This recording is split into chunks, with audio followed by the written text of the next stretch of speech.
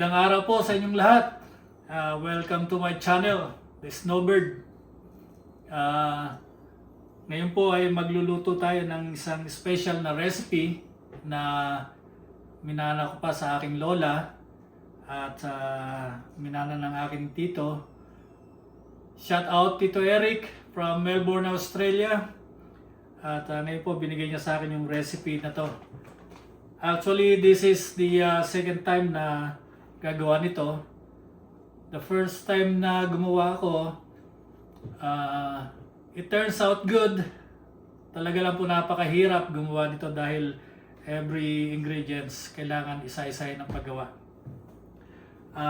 Special recipe for special occasion. So, dito po yung mga main ingredients.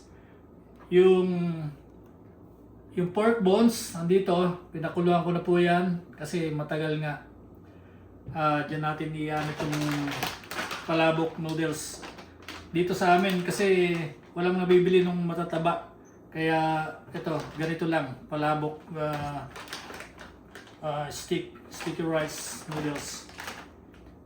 Tapos itong hipon, ayan, gagamitin natin yan, yung laman niya for toppings mamaya, and then yung head and then the shells gagamitin natin yan for the sauce. Tapos ito naman po yung ating ground pork. Yan, gigisan natin yan mamaya, lalagyan natin ng annatto powder. Ito isa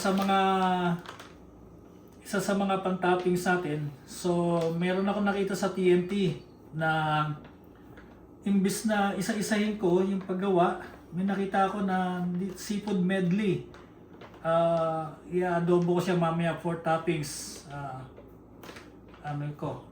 Obserbahan ko or i-eksperimentohin ko kung maganda ba o hindi. And then ito, tinapa. Ito lang talaga yung makikita doon sa isang store malayo kasi kaya ito lang yung nabili ko sa TNT. Okay, so ito lang po muna and we'll start cooking. So ito po yung paa ng baboy na gagamitin mamaya sa palabok. Pakukuluan ko na po ito habang kasi matagal ito. Kailangan mapapalabas natin yung lasa at yun ang gagamitin natin sa palabok mamaya.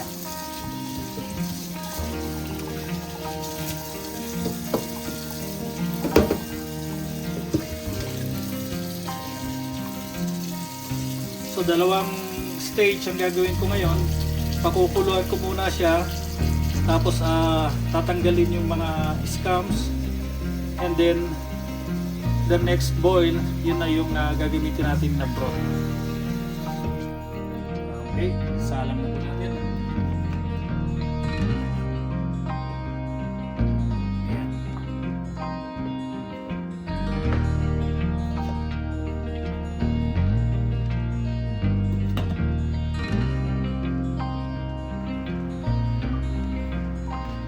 So, gigisa po natin tong hipon.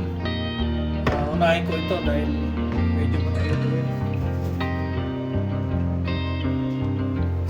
Lagyan po natin ng butter.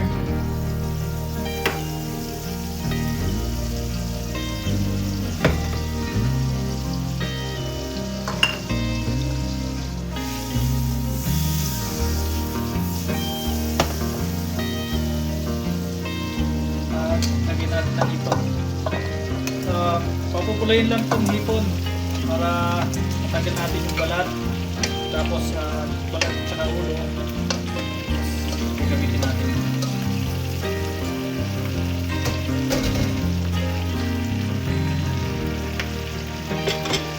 Lagyan ko lang ng pepper and garlic powder.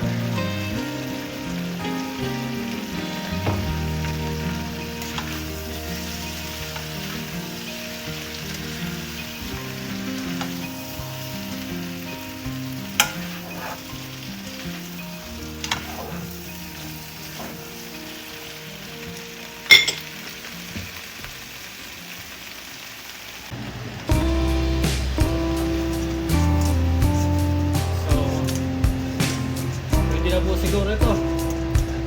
Para lang matanggal natin yung balat. Huwag masyadong lulutuin na. Okay. Ngayon po ay isayin na natin itong giniling. So, kain ko itong buyas.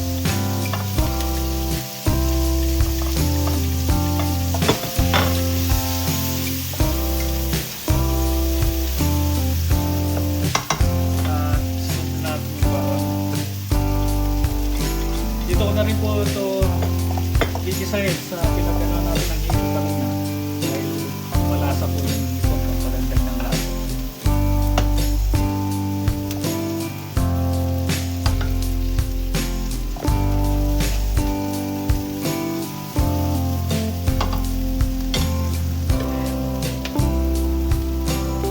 Lagay ang ground pork.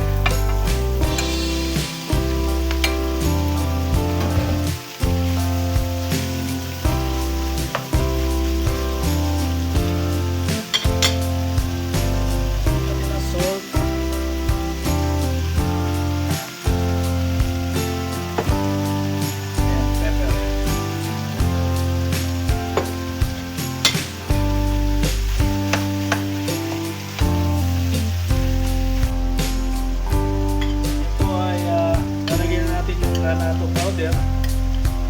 Sinura ko muna siya sa tubig para kumulay na siya.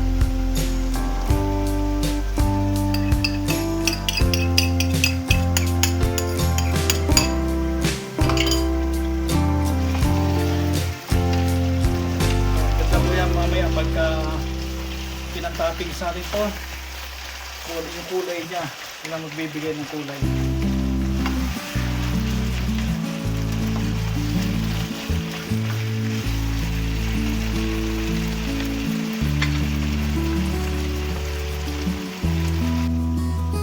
So, okay na po ang ating giniling. Pati yung lasa, natikman na po ito. Ngayon, set aside na po ito at we're going to the next ingredients.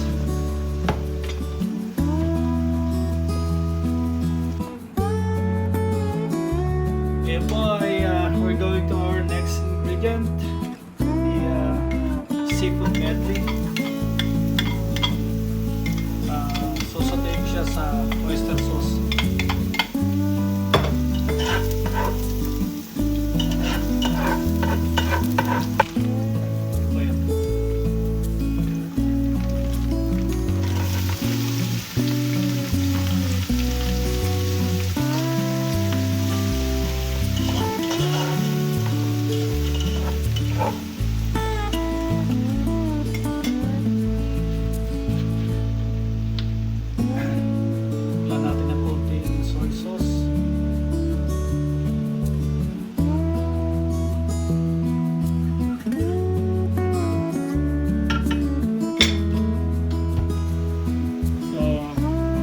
Ayan.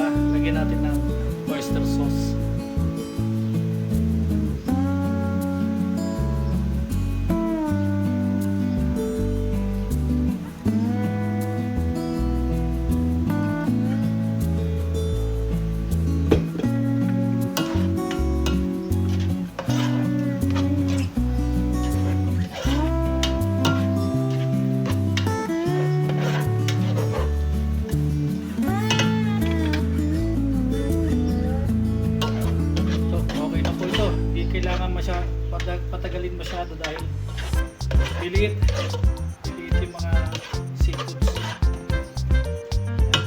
Okay na po yan. So ngayon po, our next step ay pipirituhin natin yung tinapa.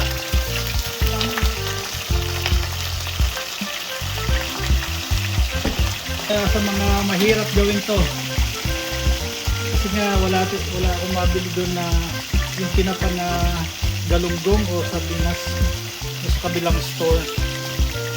Malayo saka gabi na kagabi.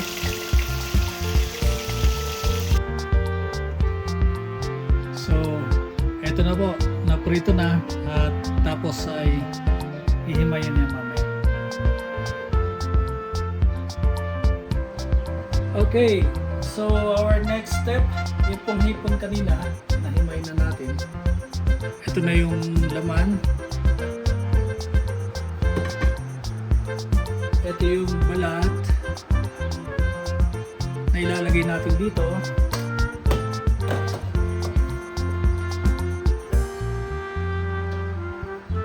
Ayan, ilalagay natin at ito yung gagamitin natin na sa sauce mamaya.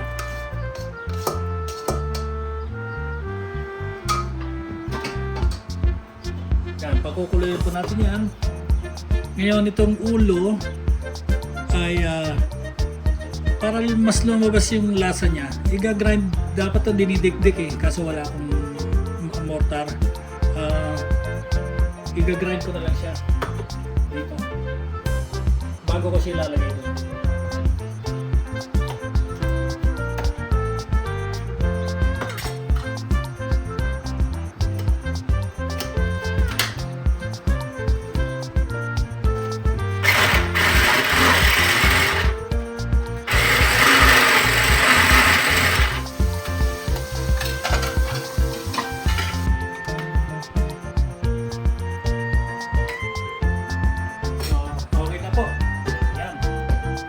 Habang tama-tama, malapit na itong kumulo, ilalagay ko yan doon at pakukulin natin para lumabas yung umami flavor niya. Okay, so kumukulo na po yung balat at nag-grind na rin po ito. It's time to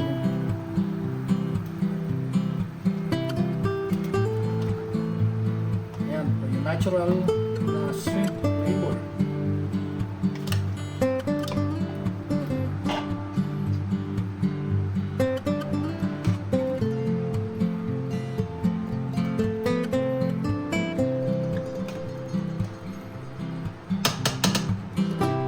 Simmer lang po natin to for like 15-20 minutes para mas lumabas lalo yung kanyang lasa.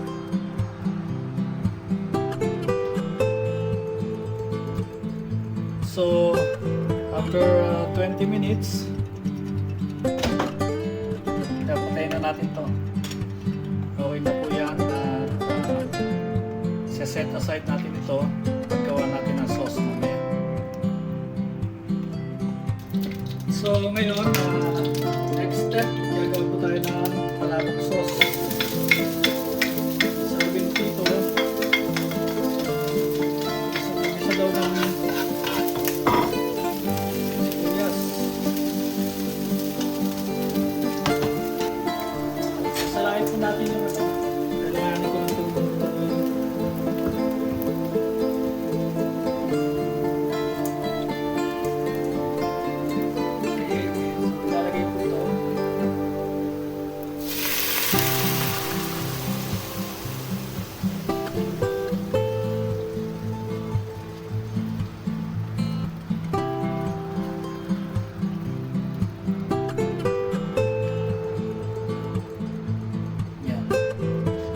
Bigay ko pa po yan para talagang sulit yung lasa.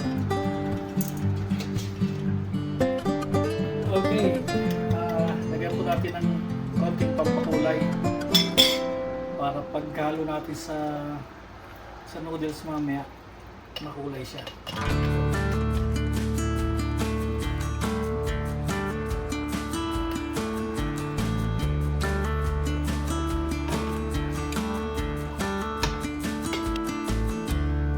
Okay, so may lasa na po yung ating sauce.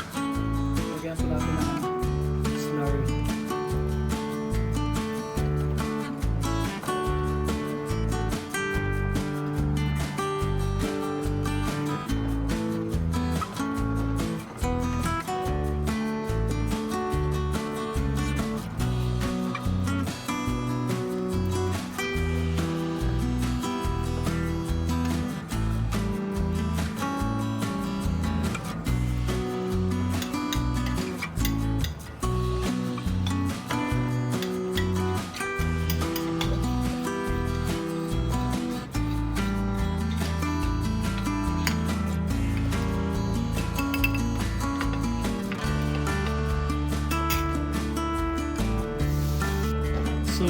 ayan na po yung lapot ng sauce.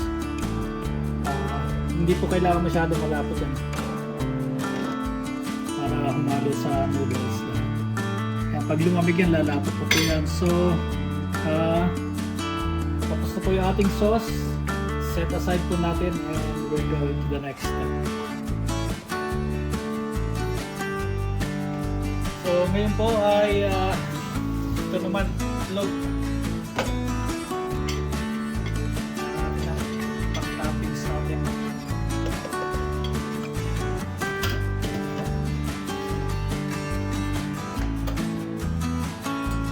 Okay, so ito na po yung pinakuluan natin na buto-buto kanina. Para makagawa tayo ng pork broth. Saan natin i-ano yung bablanch yung noodles mamaya. Wow, sobrang lambot. Sarap ito. I-paksi mamaya after.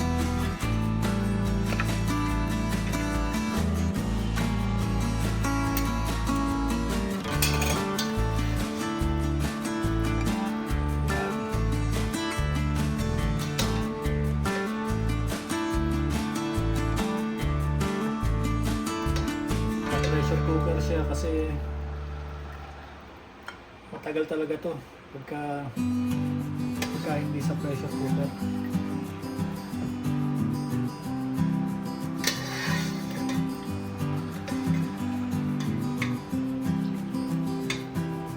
Okay, tatabi lang po natin to at mag-iisip ako kung anong masarap na luto ito after. Hello po. So, after 100 years, yan, natapos na po yung mga ingredients ng pansit Malabon. Kaya po talaga itong pansit na ito ay mahirap gawin dahil ang bawat ingredients ay isa-isa mong gagawin. So, nandito po yung pork broth na ating boboilan ito mamaya. Ito po yung palabok sauce or yung sauce natin, yung giniling, boiled egg, ito po yung propet na dinikdik ko kanina, adobong seafood medley, ito yung ating tinapa, yung hipon, medyo na-overcook yung hipon ko, ito po yung ating mga veggies, at yung noodles. Ay, hindi pa po tapos yan. Mag-ano pa, a-assemblein pa po natin bago pa maging pansit Malabon. Okay, mga boss, mga madam, ready to assemble na po yung ating pansit Malabon. So yan, napalambot na natin yung noodles. Ang una natin lalagay ay ito, giniling.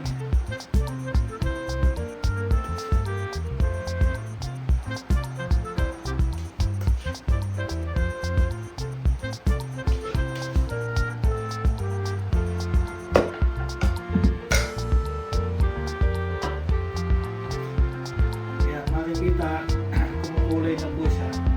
Yun ang purpose kaya meron na nato powder para kumulay ka agad siya dun sa noodles. Ayan, habang dagdagan po natin yan habang hinahanap.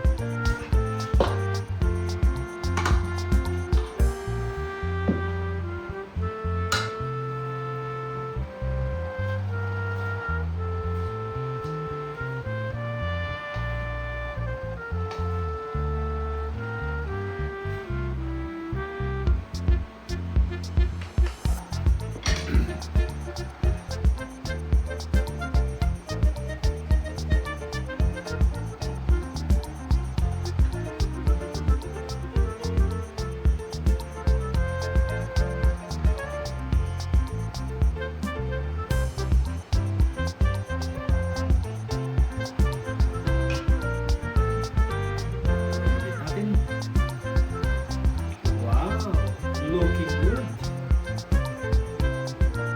Ito naman, kalahating araw ginawa. Kailangan masarap.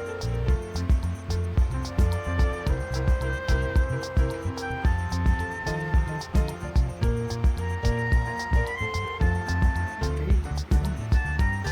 Spread natin yung mga giniling. Yan. Bawat ingredients may lasa na yan. Ngayon, pinagka-combine nila sa isang sa ganito. Pag okay na yung sauce, lagyan natin itong adobong seafood milk. Dito tayo na konti ng topping. Hindi na pa, drinks.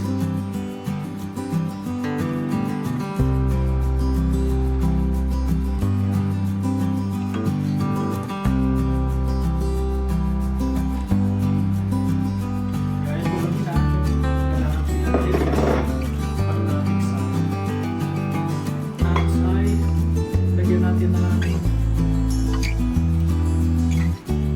konting celery.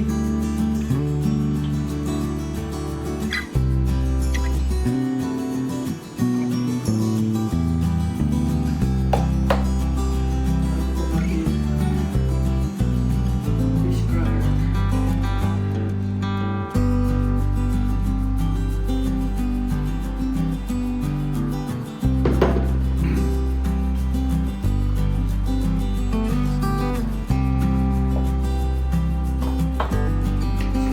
Habang hinahalo, naisip ko, lagyan na natin ng fried onion.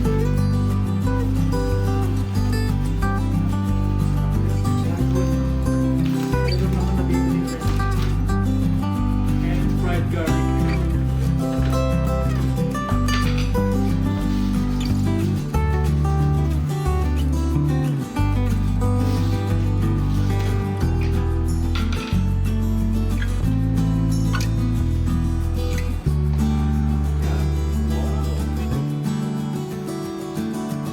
Ito, natimplan natin yung pinaka-pansit. Ngayon, na-transfer na natin sa dito sa lalagyan for presentation at saka lalagyan natin yung ibang toppings.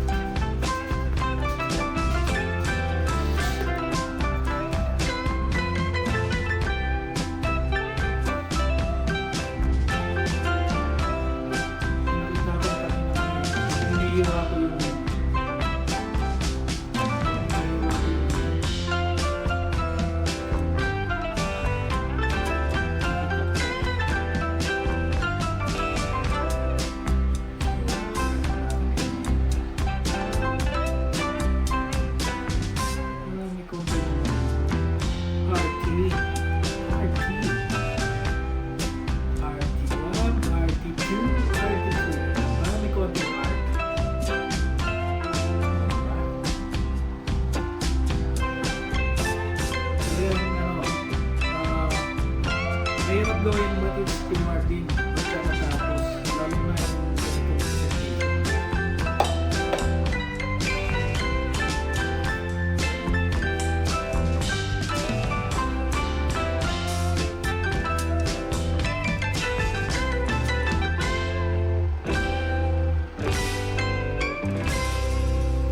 So, ito na, ang ating pansit malabon. Let's go!